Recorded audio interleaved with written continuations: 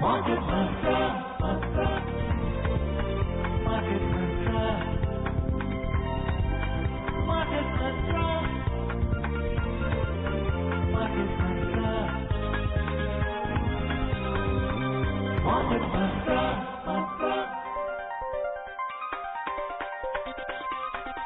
Market Mantra. Good evening and welcome to the Tuesday edition of Market Mantra, in which we give you a complete update on the economic, business and stock market news of the day. My name is Rajesh Lake and with me is my co-anchor in Hindi, Manoj Pathak. नमस्कार। Market मंत्र के ताजा अंक में आपका स्वागत है। आधे घंटे के इस कार्यक्रम में हमेशा की तरह हम देश और दुनिया की चुनी हुई कारोबारी, आर्थिक और शेयर बाजार से जुड़ी हुई ताजा खबरों को लेकर हाजिर हैं। हमारे साथ खबरों पर चर्चा के लिए ऑनलाइन आमंत्रित हैं वरिष्ठ आर्थिक पत्रकार सुषमा रामचंद्रन। सुषमा जी, कार्यक्रम में आपका स्वागत है। Warm welcome Sushma ji. Thank you Manoj and Rajesh. आइए शुरुआत करते हैं अंग्रेजी में हेडलाइन से, जिसे लेकर मौजूद हैं राजेश लेख। Prime Minister Narendra Modi ensures the nation of providing clean energy by envisaging One Nation, One Gas Grid program. Domestic stocks continue their record-setting rally. Sensex closes at 48,438. Nifty settles at 14,200. And oil prices inch up amid possibilities of production cut by OPEC plus countries. प्रधानमंत्री नरेंद्र मोदी ने एक देश एक gas grid योजना के अंतर्गत पूरे देशवासियों को स्वच्छ ऊर्जा उपलब्ध कराने का आश्वासन दिया। घरेलू शेयर बाजार में रिकॉर्ड ऊंचाई पर पहुंचने का सिलसिला आज भी जारी। सेंसेक्स 48,438 पर हुआ बंद, निफ्टी 14,200 दर्ज हुआ और अंतर्राष्ट्रीय बाजारों में ओपेक देश तथा अन्य तेल उत्पादक देशों द्वारा उत्पादन में कटौती की संभावनाओं के बीच तेल के दाम बढ़े। प्रधानमंत्री नरेंद्र मोदी ने कहा है कि आत्मनिर्भर भारत के निर्माण के लिए गैस आधारित अर्थव्यवस्था का विस्तार होना जरूरी है। उन्होंने आज वीडियो कॉन्फ्रेंसिंग के माध्यम से 450 किलोमीटर लंबी कोच्चि मंगलुरु प्राकृतिक गैस पाइपलाइन राष्ट्र को समर्पित की। इस अवसर पर श्री मोदी ने कहा कि सरकार की one nation one gas grid के जरिए ऐसी अर्थव्यवस्था बनाना है जो गैस आधारित हो। उन्होंने कहा कि कोच्चि मंगलुरु प्राकृतिक गैस पाइपलाइन इस दिशा में एक बड़ा कदम है। ये पाइपलाइन स्वच्छ ऊर्जा उपलब्ध कराएगी। प्रधानमंत्री ने कहा कि सरकार ने देश की ऊर्जा उत्पादन में प्राकृतिक गैस की हिस्सेदारी 6% से बढ़ाकर 15% करने का लक्ष्य रखा है। उन्होंने कहा कि सरकार ने तेल और गैस के क्षेत्र में बड़े सुधार किए हैं, जिसमें तेल की खोज, खनन तथा इसका विपणन और वितरण शामिल है। प्रधानमंत्री ने कहा कि वर्ष 2014 तक देश में केवल 24 करोड़ रसोई गैस कनेक्शन थे, जब इसके बाद के 6 वर्षों में 24 करोड़ नए कनेक्शन दिए गए। उन्होंने कहा कि देश की भविष्य की ऊर्जा जरूरतों को पूरा करने के लिए सभी तरह के प्रयास किए जा रहे हैं।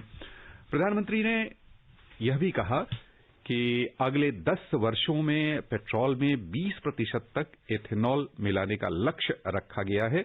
इसके लिए जैव के उत्पादन पर जोर दिया जा रहा है।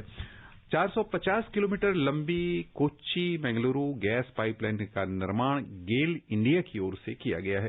सुषमा जी, हम आपकी प्रतिक्रिया समझना चाहेंगे। एक नई अवधारणा कह लें कि देश में विकसित अब होने जा रही है, one nation one gas grid, जिसके तहत सभी देशवासियों को स्वच्छ ऊर्जा उपलब्ध कराने का लक्ष्य तय किया जा रहा है। आपकी प्रतिक्रिया हम समझना चाहेंगे।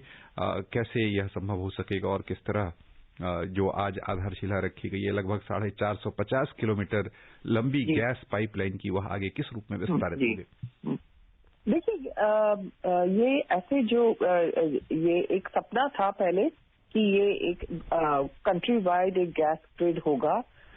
कई सालों से इसके बारे में बात की जा रही है कि पूरे देश भर में ऐसा गैस ग्रिड होना चाहिए, ताकि जहां से ये हम लाते हैं नेचुरल गैस, ज्यादातर ये खैर हमारे देश में के अंदर भी गैस की अवेलेबिलिटी है, ऊर्जा की अवेलेबिलिटी है, और हम अपने पोर्ट से भी लिक्विफाइड नेचुरल गैस भी लाते हैं और कंप्रेस्ड नेचुरल गैस हमारे प्रोजेक्ट से आती है।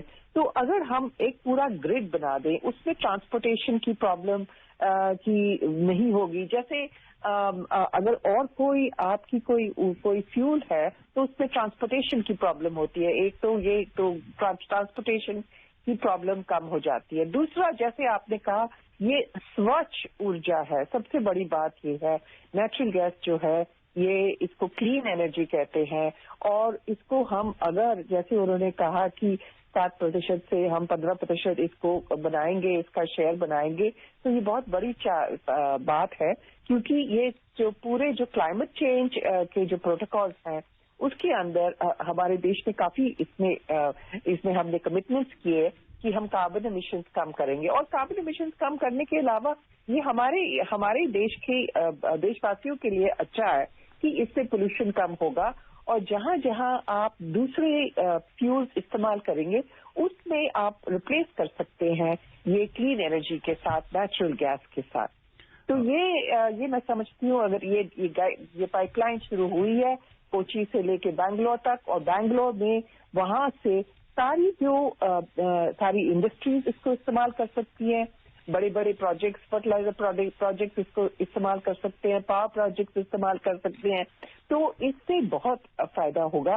तो ये मैं समझती हूँ ये बहुत ही बड़ी शुरुआत है 2021 के लिए हमारे लिए। हम एक और यानी कह लें ऊर्जा के क्षेत्र में आपका ध्यान आकृष्ट करना चाहेंगे। जलवायु परिवर्तन के मुद्दे पर चर्चा करते हुए अक्सर जो पेट्रोल आधारित कह लें कि ईंधन का प्रयोग होता है उसका विकल्प ढूंढने की सलाह दी जाती है। वैसे में जो अक्षय ऊर्जा के स्रोत हो सकते हैं, खासतौर से जो सौर ऊर्जा है, उसमें हमारी क्या स्थिति है और वहां किस रूप से ये जलवायु चक्र को रोकने में ये सहायक होगा? सॉरी मनोज, आपकी आवाज नहीं आ रही थी। सोलर एनर्जी है, सोलर एनर्जी, हाँ जी। उस पर आपका ध्यान आकृष्ट करना चाहेंगे। ये देखिए, सोलर एनर्जी में भी इस सरकार ने बहुत इसमें काफी उन्होंने स्ट्राइड किए हैं क्योंकि जो टारगेट्स हमने शुरुआत में की थी 5 साल पहले कि हम इतना सोलर एनर्जी को मतलब बढ़ावा देंगे, वो जो टारगेट्स हैं हमने वर्चुअली डबल कर दिए हैं, वो बहुत बढ़ा दिए हैं टारगेट्स, ताकि सोलर एनर्जी से हमारे देश में जो इंडस्ट्री है, कंज्यूमर्स हैं, ये इसको इस्तेमाल कर सकें। और इसको दूसरी कोशिश ये रही है कि सोलर एनर्जी में एक प्रॉब्लम होती है कि इसका जो कॉस्ट है, तो कॉस्टिंग में हमने धीरे धीरे इसका कॉस्ट नीचे आ गया है, काफी नीचे आ गया है, ताकि ये धीरे धीरे करके इसकी मैस अवेलेबिलिटी हो सके। इसकी मैस अवेलेबिलिटी अभी तक नहीं हो सकी है क्योंकि इसकी कॉस्ट थोड़ी हाई है। तो ये इसके तरफ और इसके टारगेट, ताकि सोलर एनर्जी की जो जनरेशन है, कैपेसिटीज हैं, बढ़ा दें। और ये भी हम क्लाइमेट चेंज के बारे में बात करें कि जो क्लाइमेट चेंज की हम कोशिश कर रहे हैं कि कार्बन एमिशंस कम करें, ये भी एक दूसरा हिस्सा है। आइए खबरों का सिलसिला आगे बढ़ाते हैं, चलते हैं शेयर बाजार की ओर। घरेलू शेयर बाजार में लगातार तेजी का सिलसिला आज भी जारी रहा। गौरतलब है कि अंतर्राष्ट्रीय बाजारों में मिला जुला रुख बीच बीच में दिखता रहा है, लेकिन अपने यहां लगातार लोगों की निवेश करने की प्रवृत्ति बनी हुई है और प्रमुख सूचकांक लगातार नई नई ऊंचाइयों को चूम रहे हैं। आज भी तेजी बनी रही। बॉम्बे स्टॉक एक्सचेंज का सेंसेक्स कारोबार के अंत में 261 अंक यानी 0.54% की बढ़त लेकर 48,312 पर बंद हुआ। उधर नेशनल स्टॉक एक्सचेंज का निफ्टी 67 अंक यानी 0.47% बढ़कर 14,200 दर्ज हुआ। छोटी और मझोली कंपनियों के शेयरों की लिवाले भी की गई। सेंसेक्स और निफ्टी पैक की तुलना में इनका प्रदर्शन बेहतर रहा।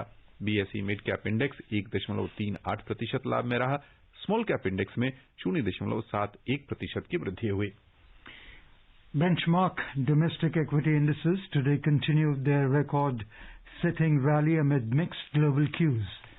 Both stocks hit fresh lifetime highs as the Sensex at Bombay Stock Exchange gained 261 points or 0.54% to 48,438, while the Nifty at the National Stock Exchange added 67 points or 0.47% to 14,200. The broader market at BSE also climbed, outperforming the Sensex. The BSE Mid-Cap Index surged 1.38% and the BSE Small-Cap Index gained 0.71%. In the Sensex pack, shares of 16 companies climbed while 14 logged losses. Axis Bank was the top gainer as it climbed 6.3%, followed by HDFC, which gained 2.8%. IndusInd Bank climbed 2.7% and TCS gained 1.8%. Asian Paints rose 1.4%. On the other side, ONGC declined 2.1%, while Bajaj Finance lost 1.8%. And NTPC fell 1.3%. M&M and Reliance both fell 1.2%. In sectoral indices, 13 out of 19 sectors climbed. Benkex was the top gainer as it surged 1.5%, followed by Finance, which gained 1.3%. IT and tech sectors both climbed around 1.2%. On the other hand, metal and energy sector stocks lost up to 1.4%. The overall breadth of the BSE trade was positive as shares of 1,781 companies gained, 1,288 declined, and 164 remained unchanged. 531 companies rose to their 52-week high, while 158 companies fell to their 52-week low. नजर डालें रुपए की स्थिति पर तो अंतर banking विदेशी मुद्रा बाजार में $1 की तुलना में रुपया आज 16 पैसे कमजोर हुआ, 73 रुपए 18 पैसे के स्तर पर आ गया। उधर दुनिया की 6 प्रमुख मुद्राओं की तुलना में डॉलर की स्थिति दर्शाने वाला डॉलर इंडेक्स 0.026% की कमी लेकर 89.64 पर आ गया। Sushma, today was the 10th day in a row where the Sensex went up. The FPI flows remained strong throughout December versus early years when December would usually see, flows taper off. Do you expect FPI flows to be strong in the new year, given the improvement in the Indian economy and increased weightage for India in the MSCI index? Yes, I think that right now, this has been a very unusual year. So you are right that December is the time when you have profit booking and you'll have a certain pause in this kind of investment. But this year you have seen a sustained inflow by foreign institutional investors. And this is, as I said, it's an unusual year. This year has been dominated by the pandemic. And right now, the news is, of course, the good news is that there are vaccines on the horizon. And one of the reasons that the FIIs are investing so heavily in India is because of global liquidity or, due to the various stimuluses by various countries, including in the U.S., and, of course, the very low interest rates over there. So you are having a flow of funds coming here. And secondly, of course, there is an assessment that India as an emerging economy is going to come out of this trough, as it were. It's going to come back in a big way in 2021. So that is generally the assessment. The International Monetary Fund has also said that growth in 21-22 is likely to be 8.8%. Of course, that is on a low base, but even so, it is an indication that the outlook for this country is very clearly very positive. So, yes, an answer to your question, I do expect that the FIIs will continue their inflows.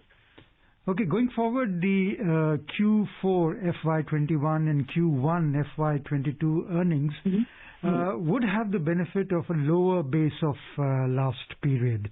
Yes. Hence, for some time, the market would have the support of strong year-on-year earnings growth with some of the cost cuts sticking. Do you believe the outlook for FY22 profits would be stronger compared to this year? Yes, definitely, of course. I mean, that we are presuming, of course, that the recovery process will continue to be sustained. So this is very closely linked to the virus. Now, Right now, as I just talked about the vaccines, the recovery of the economy is very closely linked to the pandemic, the virus, and the success of vaccines. So we would presume when we are talking about corporate profitability, we would presume that the economy continues on the growth path, and it is looking like it's a V-shaped recovery.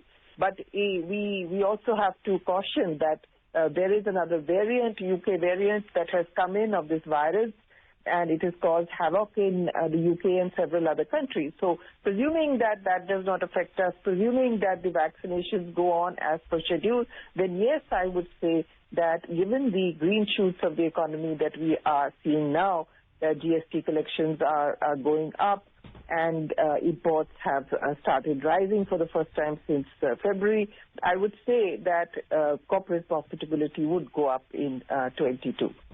Sushma ji, अभी आपने चर्चा की कि green shoots यानी कह लें कि जो अंधेरे के बादल थे वो अब छटते नजर आ रहे हैं और बढ़त कुछ क्षेत्रों में साफ तौर पर दिखी है। आने वाले दिनों में भी उनमें बढ़त बने रहने की आसार हैं। ऐसे में कौन सा क्षेत्र आपको आकर्षित कर रहा है जहां निवेश की दृष्टि से श्रोताओं को बेहतर निवेश मिल सके, या कौन से ऐसे क्षेत्र हैं जो यानी अर्थव्यवस्था को आगे बढ़ाने में समर्थ साबित होंगे आने वाले वर्ष में, यानी जो ये नया वर्ष आ चुका है उसमें 2021 में? ये सबसे बड़ा क्षेत्र इस वक्त टेक क्षेत्र है। टेक और डिजिटल, जहां भी कंपनीज में टेक्नोलॉजी इन्वॉल्वमेंट है, डिजिटल इन्वॉल्वमेंट है, वहां पर जरूर बढ़त होगी। वहां प्रॉफिटेबिलिटी बहुत बढ़ रही है। हालांकि पूरे ये पिछले 10 महीनों में बाकी कंपनीज ने में उनकी कोई प्रॉफिटेबिलिटी अच्छी नहीं रही, लेकिन सारी टेक कंपनीज की प्रॉफिटेबिलिटी अच्छी रही है, क्योंकि अब हमारा सारा काम विश्व भर में घर से हो रहा है। तो घर से हो रहा है तो आपको डिजिटल डिवाइसेस चाहिए, आपको टेक्नोलॉजी चाहिए। तो ये, और अब अगर आप कोई चीज खरीदना भी चाहते हैं तो आप डिजिटली कर रहे हैं, ऑनलाइन कर रहे हैं। तो सारी ये जो क्षेत्र है, ये तो डेफिनेटली इसमें निवेश करने की मतलब आप निवेश कर सकते हैं। कोई इसमें कोई हेजिटेशन नहीं होना चाहिए। और दूसरा क्षेत्र एक है फार्मास्यूटिकल्स हमारे देश में डेफिनेटली इसकी ग्रोथ और बढ़त बहुत अच्छी हो रही है। वैक्सीन मैन्युफैक्चरिंग बहुत अच्छी है, लेकिन सिर्फ वैक्सीन नहीं, बाकी सारे जो दवाइयां हैं, जो मेडिकल इक्विपमेंट हैं, सारे क्षेत्र यहाँ पर काफी पॉजिटिव मतलब मैं समझती हूँ।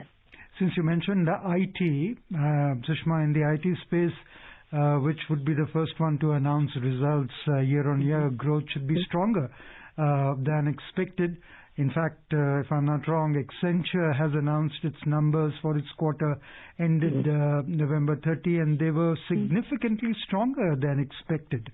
So the IT space, as you said, is one area, one sector that one should look at. And in the Q3 numbers, going forward, especially that of IT, etc., will they be the driving factor in the sentiments in the near future? The Q3 numbers. Definitely, I mean that will be there, because they would be the driving force, because these are the companies now that are driving the sector. The banking sector is also very strong, and as I said, pharmaceuticals also, and even vehicles, automobiles. But definitely IT is the big driver, and as I already explained, that we are seeing this in every aspect of daily life now. Certain things, even if we come back to normalcy, certain things are going to remain. The habits of this particular experience of buying online, of making payments online, of working from home. Many people are going to, some companies have decided, for instance, TCS have said that they would have a large proportion of their employees working from home, probably on a permanent basis. So this is something that is now going to be ingrained and in our society, and therefore the IT sector becomes, a driver in a big way. Sushma ji, हम आज की गतिविधि पर आपका ध्यान आकृष्ट करना चाहेंगे। आज यदि हम देखें यानी निवेशकों का रुझान तो छोटी और मझोली कंपनियों में भी अच्छा खासा निवेश उन्होंने किया है और सेंसेक्स और निफ्टी पैक दोनों की तुलना में बीएसई मिड कैप इंडेक्स में 1.38% की बढ़त है। स्मॉल कैप इंडेक्स में अपेक्षाकृत इन दोनों की तुलना में बेहतर प्रदर्शन करता हुआ 0.71% लाभ में रहा है आज।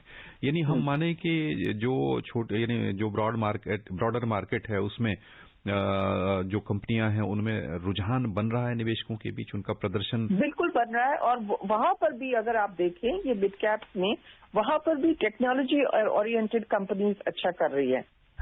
टेक्नोलॉजी ओरिएंटेड टेक्निकल फाइनेंस वाली कंपनीज अच्छा कर रही हैं। तो ये जो क्षेत्र है ये अब इन स्मॉलर मिड कैप्स में भी इनकी जो रुझान है अच्छे हैं। आइए आगे बढ़ें, चलें वैश्विक बाजारों की ओर। सबसे पहले नजर डालते हैं एशियाई शेयर बाजार पर, जहां मिला जुला रुख दिखा है।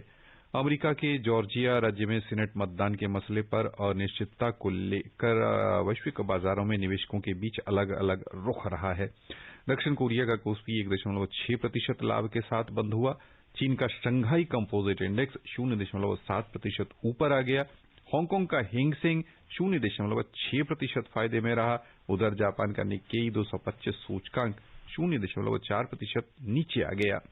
सिंगापुर का स्ट्रेट्स टाइम्स इंडेक्स कारोबार के अंत में बिना किसी उतार चढ़ाव के अपने पूर्व स्तर के आसपास ही बना रहा।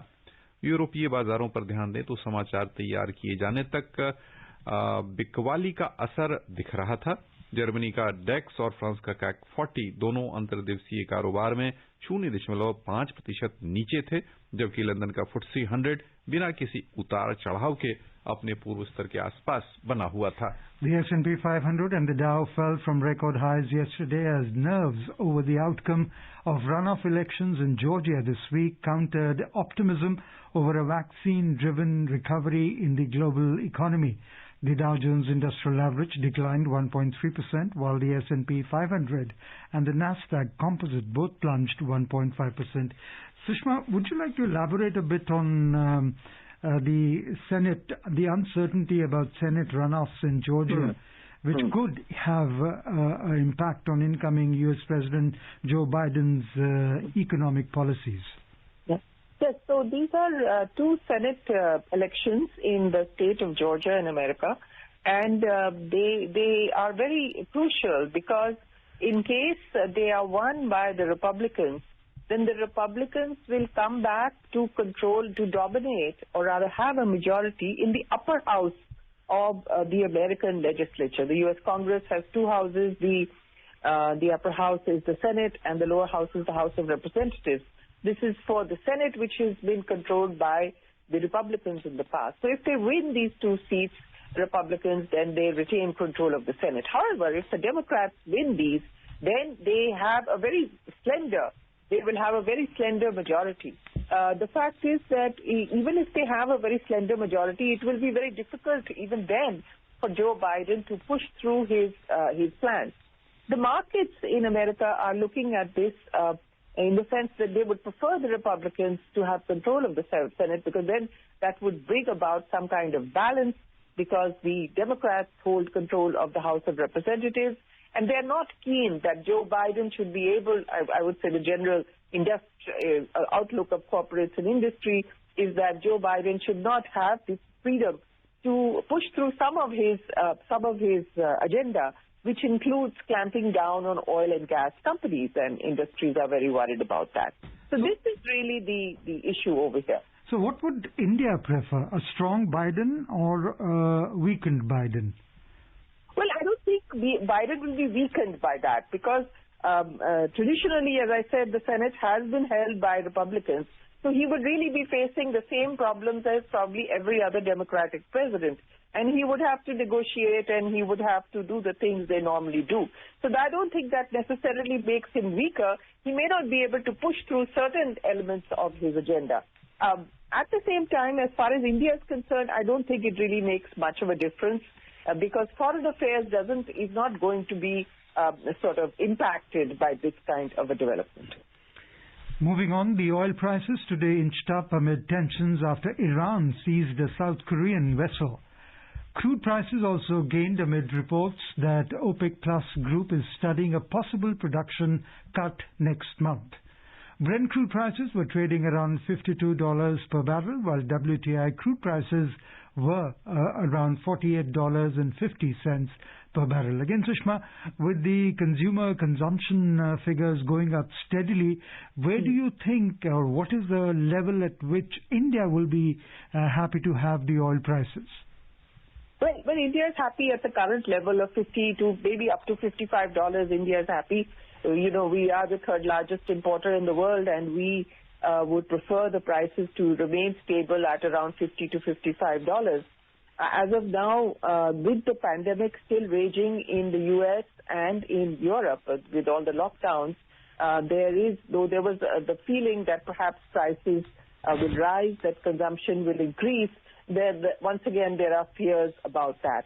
So this is something that I think, I suspect that prices will be a bit volatile over the next 3 or 4 months till the whole issue of the vaccination and the situation in the US and Europe is resolved. आइए आगे बढ़ें, चलें सर्राफा बाजार।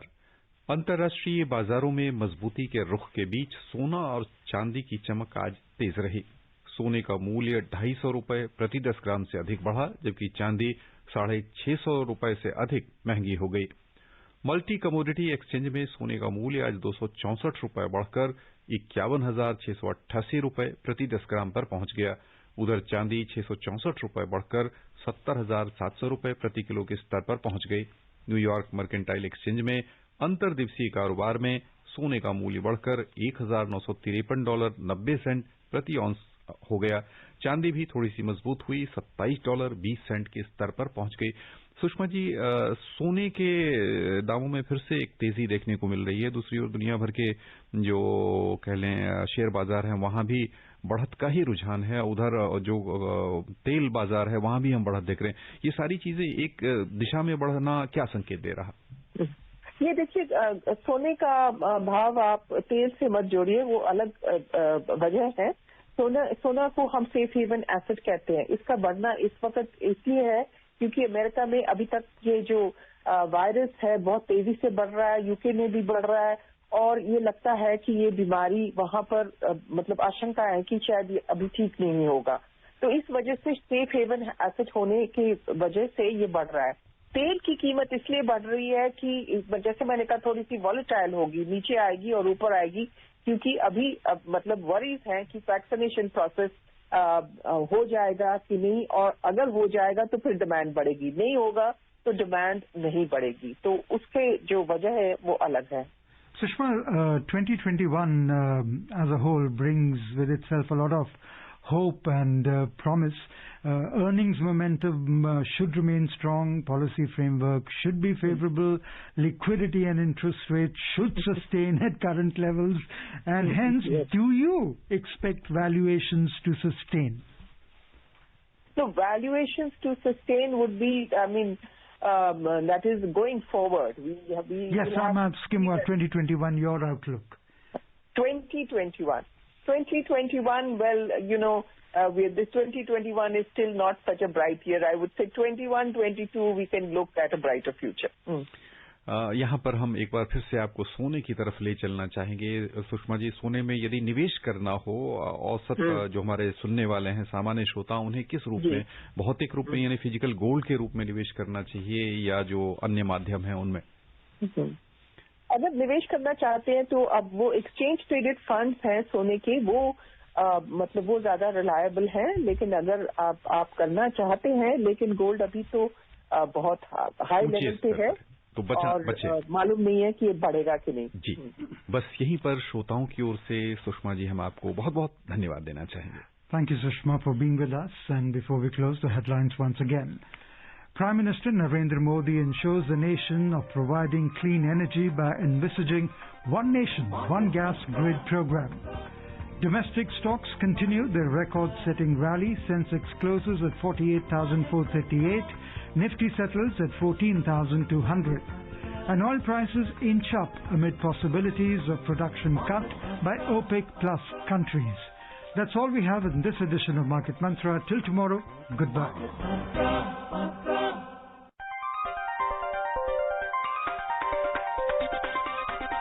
Market Mantra.